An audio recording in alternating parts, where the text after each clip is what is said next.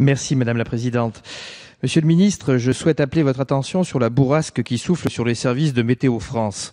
À ce jour, 443 postes sur les 3534 que comptait Météo France en 2008 ont été supprimés. 53 implantations sur les 105 que comptait l'établissement ont été fermées à fin 2015. 7 sont prévues en 2016. Pour Météo France, c'est à ce jour 8 départs à la retraite sur 10 qui ne sont pas remplacés. Sur les 10 prochaines années, avec l'effet induit de la pyramide des âges, ce sera 120 à 130 départs par an et à terme, de toute évidence, disparition totale du service. Localement, dans les Alpes, la situation est complexe.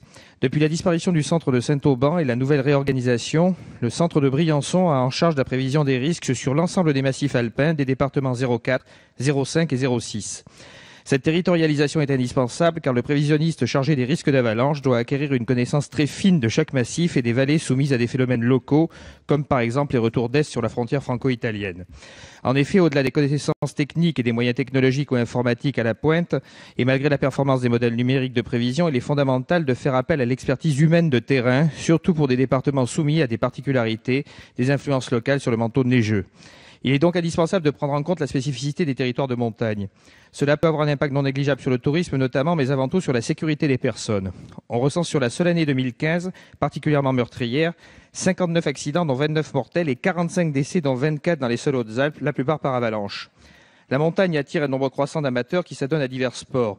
Toutes ces activités se pratiquent sur des terrains où les phénomènes météorologiques évoluent très vite. La météo est donc un facteur déterminant dans la prévention des risques, y compris d'ailleurs sur la route.